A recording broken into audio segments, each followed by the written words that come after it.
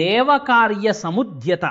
ఆవిడ దేవతా కార్యము కొరకు అని ఆవిర్భవిస్తోంది. ఆవిడ ఇతరమైనటువంటి కార్యం మీద ఆవిర్భవించడం లేదు. దేని కొరకు? దేవతల కొరకు. ఏమిటి దేవతా కార్యం? భండాసురుడి చేత బాధలు పొందుతున్నారు. భండాసురుని నిర్జించడానికి ఆవిడ అగ్నిహోత్రంలో నుంచి పైకి వస్తుంది. బాహ్య కథ. ఇక్కడ కూడా ఒక భండాసురుడు ఉన్నాడు. ఎవడా భండాసురుడు? హాయిగా తిని హాయిగా పడుకుందాం, హాయిగా ఉందాం.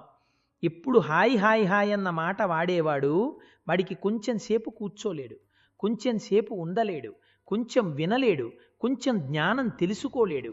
ఎప్పుడు ఈ శరీరానికి సుఖంగా ఉండేది చూడాలి, దీనికి ఏదో పందిర వేద్దాం అని చెప్పి గోపాలకృష్ణ గారు అత్యాదన మంటపం కోసం స్తంభాలు కడితే వీపానించుకునేటటువంటి వస్తువులుగా చాలామందికి ఉపయోగపడతాయి.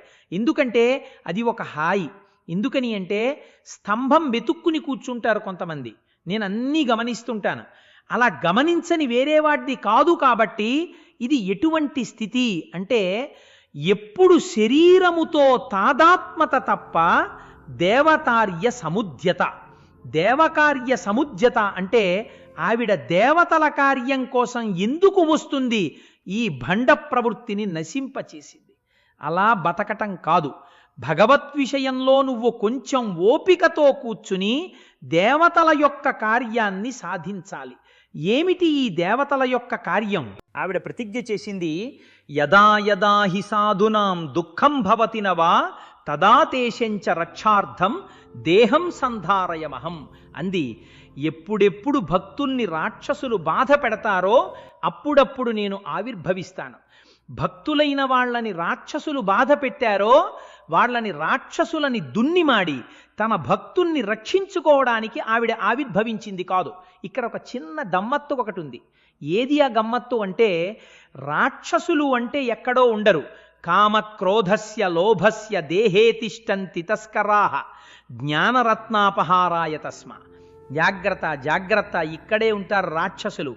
కామ క్రోధ లోభ మద మోహ మాత్సర్యములు అనేటటువంటి 6 రాక్షసులు జ్ఞానాన్ని దొంగిలించటానికి కూర్చుంటారు.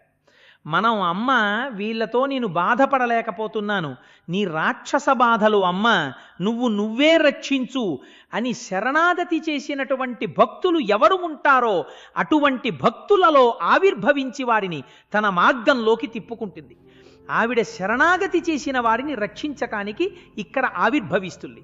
అప్పుడు చిదగ్నికుండ సంభూత దేవకార్య సముద్యత. దేవకార్యము అంటే ఇక్కడ ఉన్నటువంటి మంచి లక్షణాలు. దేవతలు ఈ మంచి లక్షణాలని రక్షించి చెడ్డ లక్షణాలని పోగొట్టేది. మనంతా మనం చేసుకోలేక అమ్మవారిని శరణాగతి చేస్తే ఇక్కడే ఆవిర్భవించి రక్షించేటటువంటి అమ్మవారి యొక్క సౌజన్యమే దేవకార్య సముద్యత.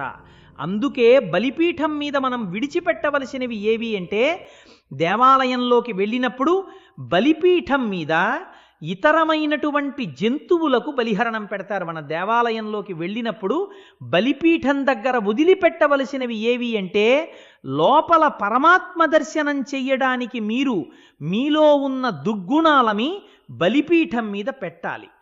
పెట్టి లోపలికి వెళ్ళాలి. అమ్మవారికి బలులు ఇవ్వడా అంటే జంతు సంహారం అని కాదు, నీలో ఉన్న దుర్గుణాల్ని బలిపీఠం మీద పెట్టి అమ్మవారి దర్శనానికి వెళ్ళాలి.